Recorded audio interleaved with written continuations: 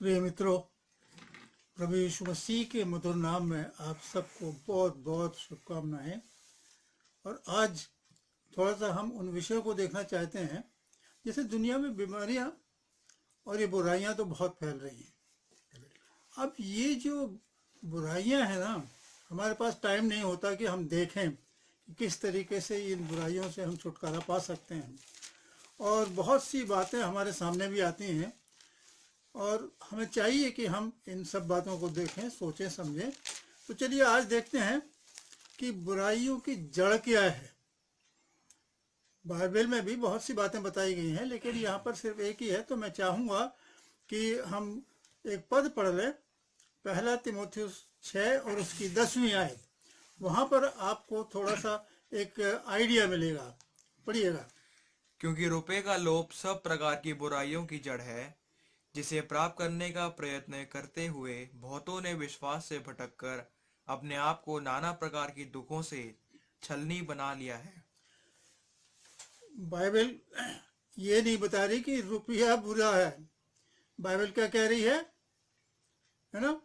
क्योंकि रुपयों का लोभ, हम उस शब्द को छोड़ देते हैं। जो लोभ शब्द है ना, उसको हम छोड़ देते हैं। लेकिन अजीजों, ये लोभ शब्द इतना भयंकर है ना? ये है जड़। और जहाँ तक कि जड़ की बात हम करते हैं, तो कितनी ऐसी बीमारियां हैं जिनको इलाज ही नहीं हो पा रहा। वो क्यों नहीं हो पा रहा? क्योंकि जड़ पता नहीं लगती और इलाज नहीं होता। और ये बुराइयों की जड़ जब तक हम पता नहीं करेंगे, तो हमारे अंदर से ये बुराइयां निकलेंगी कैसे?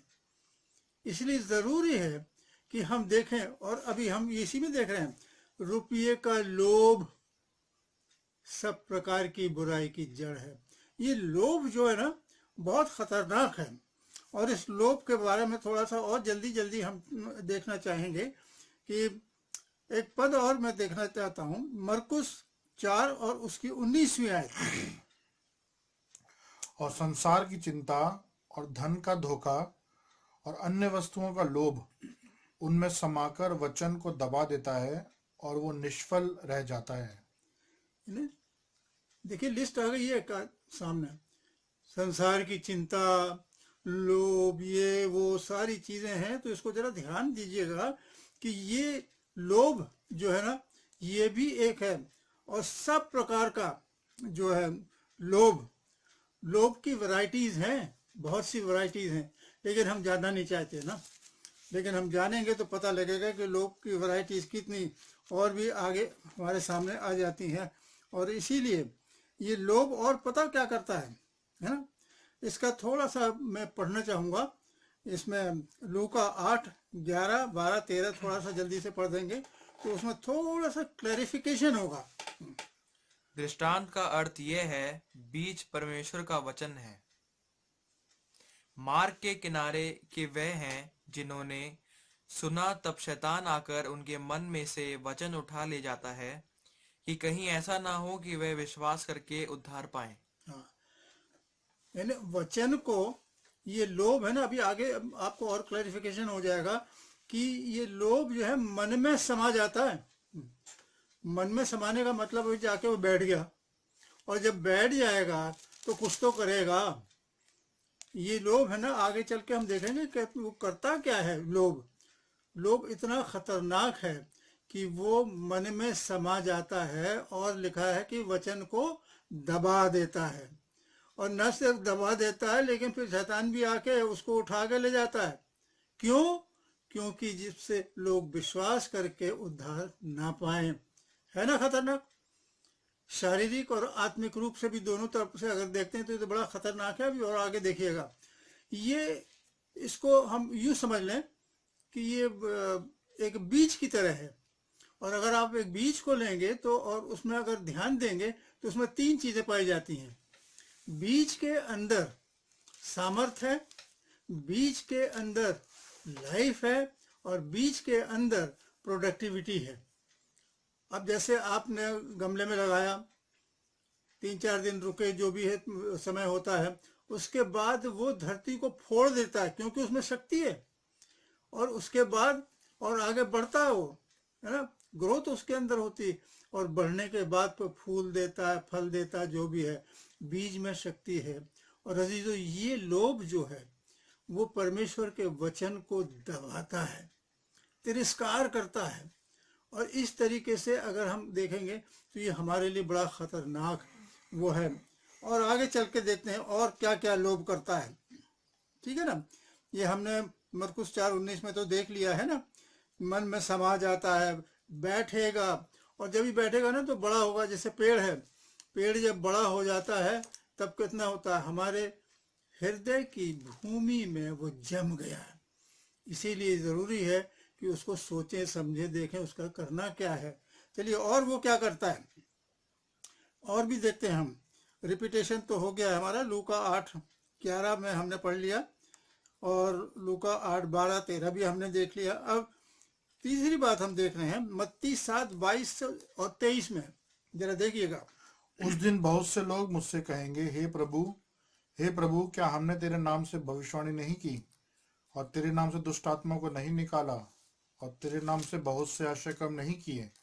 तब मैं उनसे खुलकर कह दूंगा, मैंने तुमको कभी नहीं जाना। हे कुकर्म करने वालों, मेरे पास से चले जाओ।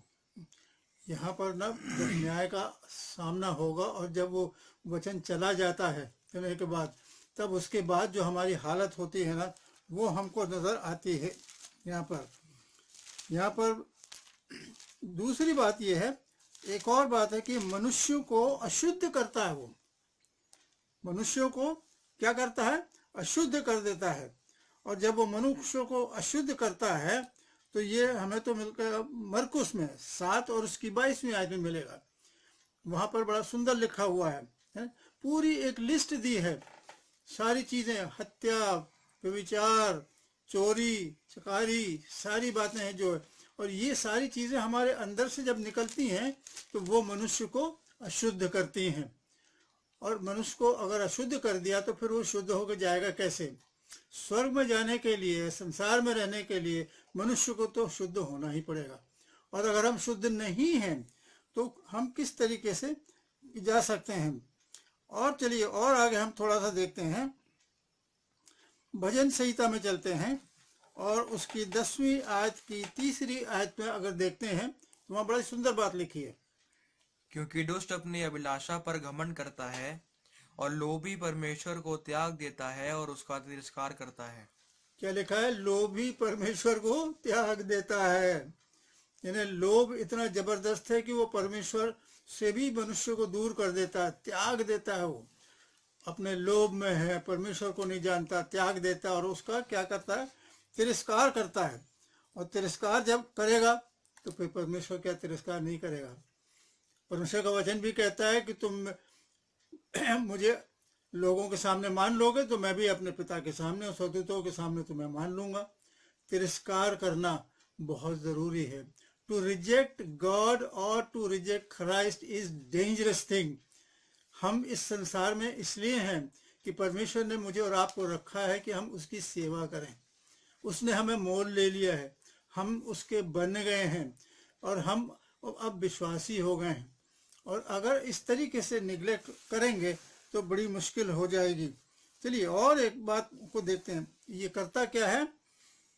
इफिसियों में चलते हैं, 5वें अध्याय की 5वीं आयत को देखते हैं। क्योंकि तुम ये जानते हो कि किसी व्यभिचारी या शुद्ध जन या लोभी मनुष्य की, जो मूर्ति पूजक के बराबर है, मसीह और परमेश्वर के राज्य में मिरास नहीं। यहाँ पर बड़ा सुंदर लिखा है ना, लोभ। ये ट्रांसलेशन में थोड़ा सा फर्क है, आप देखिएगा अंग्रेजी में और हिंदी में लिखा हुआ है। यहाँ लिखा है लोभ जो है मूर्ति पूजा के बराबर है, लेकिन अंग्रेजी में लिखा है कि इट इज एन आइडोलेट्री, ये मूर्ति पूजा है। और अजीजों, परमेश्वर तो जानता है मूर्ति पूजा के लिए कितना वो बातें कही गई है। ये वो चीज़ है जो परमेश्वर से अलग करता है। इसका मतलब ये है कि मुझे और आपको ये परमेश्वर के राज से वंचित कर देता है ना। मैं और आप परमेश्वर के राज में नहीं जा सकेंगे, है ना। और इसीलिए ये बड़ा खतरनाक है, परमेश्वर के राज्य में जाने से मुझे और आपको वंचित करता है। चलिए और आगे थोड़ा सा देखते हैं, ये लोभ के बारे में तो देख रहे हैं, लोभ का एक छोटा मोटा रिश्तेदार भी है लालच। लालच, लोभ, लालच, ये सारे सारे एक ही घराने के लोग हैं। उसके बारे में भी हम थोड़ा सा देख लेते हैं कि ये है क्या। लालच के बारे में अगर हम देखते हैं तो ये एक छलनी के समान है। छलनी का मतलब स्टेनर जो होता है जिसमें आप छानते हैं, वो है। मतलब उसमें जितना डालते जाओ डालते जाओ डालते जाओ तो कभी वो पूर्ण होता नहीं है और उसकी इच्छा कभी समझ नहीं आती है। ये मृग तृष्णा की तरह है ना। मृग तृष्णा की तरह ये उसको हम मानते हैं इसको, क्योंकि ये वो चीज है। लालच सबके दिल में आता है और लालच इतना खतरनाक है, क्योंकि लोभ और लालच दोनों अगर मिल गए तो बड़ी खतरनाक जीवन की परिस्थिति हमारी कर देती है। फिर ये क्या बनाता है? ये सबसे पहले मुझे और आपको स्वार्थी बनाएगा, सेल्फिश बनाएगा। और जब सेल्फिश बनाएंगे तो हम अपने सेल्फ सेंटर्ड उसमें आ जाएंगे। हम दूसरे के बारे में नहीं सोचेंगे, अपने ही बारे में हम सोचेंगे, क्योंकि ये खतरनाक है। और ये और दूसरा एक और लालच मालूम क्या करता है? लालच आपको एक और पदवी दे देता है। कौन सी पदवी देता है? कंजूस, लालची। और अगर इसको हम शब्द आपस में इस्तेमाल करें तो आपस में हमें बुरा लगता है, लेकिन लालच जो है वो हमको कंजूस बनाता है। और कंजूस बनाने के बाद किस तरीके से हमारे जीवन को इधर उधर भटका देता है। तो चलिए और आगे इसमें देखते हैं। तो फिर करें क्या? ये बुराई जाएगी कैसे? बुराई जाने के लिए थोड़ी सी एडवाइस बाइबल हमें देती है। तो पहले पढ़ते हैं लूका 12 और उसकी 15वीं आयत। और उसने उनसे कहा, चौकस रहो और हर प्रकार के लोभ से अपने आप को बचाए रखो, क्योंकि किसी का जीवन उसकी संपत्ति की बहुतायत से नहीं होता। बड़े साफ शब्दों में लिखा है, चौकस रहो। चौकस रहने का मतलब यह है बी विजिलेंट, सावधान रहो, है ना। और हर प्रकार के लोभ से अपने को बचा के रखना। ये लोभ इतना खतरनाक है, अभी हम देख रहे हैं इसको। हालांकि हमको टाइम नहीं मिलता, हम लोग नहीं देख पाते, लेकिन लोभ बहुत खतरनाक है। इसीलिए वो सावधानी बरतने को कहते हैं, चौकस रहो। और हर प्रकार के, देखिए बाइबल में पहले हमने क्या पढ़ा कि रुपये का लोभ, है ना, एक बात थी। लेकिन यहाँ क्या लिखा है? हर प्रकार का लोभ, है ना। हर प्रकार के लोभ से हम बचते रहें। और इसके लिए और आगे मुझे और आपको क्या करना है? थोड़ा सा अगर और थोड़ा सा हम चलेंगे तो कुलुस्सियों में चलते हैं। 3 अध्याय की 5वीं आयत में बड़ा सुंदर वहाँ लिखा हुआ है, अपने उन अंगों को मार डालो, है ना, जिनसे ये लोभ होता है। ये लोभ जो है ना, कितने अंगों में घुस जाता है और घुसने के बाद बड़ी हमारी तकलीफ करती है। इसलिए अपने उन अंगों को मार डालो जो पृथ्वी पर हैं, अर्थात व्यभिचार, अशुद्धता, दुष्ट कामना, बुरी लालसा और लोभ को, जो मूर्ति पूजा के बराबर है। जो मूर्ति पूजा के बराबर है, इसमें हिंदी में तो मतलब लिखा है बराबर, लेकिन बाइबल कहती है अंग्रेजी की, ये मूर्ति पूजा है अजीजों। और परमेश्वर मूर्ति पूजा से कितना घृणा करता है। परमेश्वर तो जीवित परमेश्वर है ना, हम तो जीवित परमेश्वर से बातें करते हैं, हम मूर्ति से बात नहीं करते, ठीक है ना। और चलिए और आगे और भी एडवाइस हमको दी जाती है ना। यहाँ पर लिखा है, इफिसियों में चलते हैं ना फिर से, 5वें अध्याय की 3री आयत में, है ना। जैसा पवित्र लोगों के योग्य है, वैसा तुम में व्यभिचार और किसी प्रकार के अशुद्ध काम या लोभ की चर्चा तक ना हो। ये ने विश्वासियों के लिए लिखा है भैया, कि आप लोग जो हैं, है ना, कितना सुंदर लगा, लोभ की चर्चा तक मत करना, दिमाग में भी मत लाना, क्योंकि लोभ जो है बड़ा खतरनाक है ना। लालच और लोभ इतना खतरनाक है जो मेरे और आपके जीवन को उथल पुथल कर देता है, क्योंकि शारीरिक मनुष्य बन जाता है ना, फिर हत्या, व्यभिचार, ये सारी चीजें होने लगती हैं और परमेश्वर के राज से वंचित हम हो जाते हैं।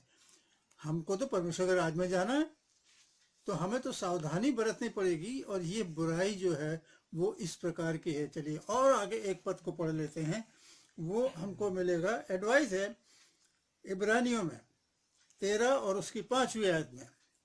तुम्हारा स्वभाव लोभ रहित हो और जो तुम्हारे पास है उसी पर संतुष्ट करो, क्योंकि उसने आप ही कहा है, मैं तुझे कभी ना छोड़ूंगा और ना तुझे कभी त्यागूंगा।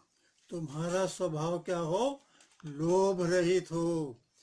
लोभ तो स्वभाव में भी नहीं आना चाहिए, विचार में भी नहीं आना चाहिए, क्योंकि परमेश्वर का वचन तो कह रहा है कि मैंने तुम्हें वायदा किया है कि मैं तुम्हारे साथ हूँ, है? तो ऐसा नहीं है कि खाली रुपये का लोभ जो है, रुपये का ही लोभ है। कई प्रकार के लोभ हैं जिन्हें मुझे और आपको समझना पड़ेगा कि कहाँ कहाँ किस क्षेत्र में ये लालच और लोभ जो है वो मुझे और आपको परेशान कर सकते हैं, और ये लोभ से सावधान रहने की आवश्यकता है। जीजो सोचना पड़ेगा, कहीं ऐसा तो नहीं है कि हम इस लोभ में आके परमेश्वर के राज से वंचित होते रहें। और इसलिए कहता है कि तुम्हारा स्वभाव लोभ रहित हो। और ये लोभ और लालच क्रिएट्स 4-5 चीज़ें। पहली चीज़ वो क्या क्रिएट करता है? इट्स ए डेंजर, वो खतरा पैदा करता है। उसके बाद डिस्ट्रक्शन, विनाश पैदा करता है। और उसके बाद वो डिस्टेंस, वो परमेश्वर से डिस्टेंस भी उसने हमारे और आपके बीच में कर दिया है। फिर हमारे मस्तिष्क की ये इमोशनल डेवलपमेंट नहीं होता है और डिप्रेशन में आदमी चला जाता है, और फाइनली एक ऐसी स्टेज आती है कि उसे मृत्यु का सामना करना पड़ता है। और वो मृत्यु संसार की तो है, लेकिन परमेश्वर के राज से वंचित करने से वो परमेश्वर के राज में नहीं जा पाता और उस अनंत डेथ का वारिस हो जाता है, जिसका वो खुद भी उसको बेचारे को पता नहीं है। नहीं होना चाहिए। इसीलिए ये थोड़ा सा रिमाइंडर है कि हम ये देखें कि बुराइयां कैसे दूर होंगी, कौन कौन सी बुराई है। और ये बुराई में सबसे ज़्यादा लोभ और लालच, ये 2 चीज़ें हैं जो मेरे और आपके जीवन को बना सकती है। लालच के लिए एक छोटा सा एग्जाम्पल दिया जाता है। केरला के अंदर जब बंदरों को पकड़ते हैं ना, तो नारियल को लेके थोड़ा सा उसको काट के उसमें छेद लगा देते हैं और उसमें थोड़ी सी चीज़ खाने की डालते हैं। तो बंदर बेचारा आता है, आने के बाद हाथ डालता है और मुट्ठी उसने अगर बांध ली तो मुट्ठी लगे और उसके बाद उसका हाथ तो फंस जाता है। लेकिन अच्छी बात यह है कि वहाँ के किसान जो हैं, वहाँ के लोग हैं, उनसे बर्बरता नहीं करते। और किसान आता है, बड़े उससे प्रेम से उसके हाथ, सर पे हाथ फेरता है, प्यार करता है और धीरे से उसका हाथ निकालता है, उसको थोड़ी खिलाता भी है और गोद में उठा के ले जाता है, पकड़ लिया जाता है। अजीज़ों, मैं और आप भी, शैतान मेरे और आपके लिए भी ये धोखा देकर, ये लालच देकर इस तरीके से पकड़ के बड़े प्यार से फिर अपने काम कराता है। इसलिए बचने के लिए परमेश्वर के वचन में जाना पड़ेगा, जो अभी हमने इब्रानी 13:5 में पढ़ा। इब्रानी 13 में परमेश्वर का वचन कहता है, मैं तो तुम्हारे साथ हूँ, मैंने तुम्हें दी दिया है। इसलिए अजीजों, हम सावधान रहें, धोखे में ना आए और इस धोखे से, इस लोभ से हम बचें और लालच से बचें। प्रभु करे इन वचनों से हम, थोड़ा ही समय है, आशीषित हो और विचार करते रहें कि परमेश्वर की संगति में रहकर उसके राज्य में प्रवेश करें। आइए प्रार्थना करें। जीवितमान प्रभु, आपका धन्यवाद करते हैं आज के सुंदर दिन के लिए।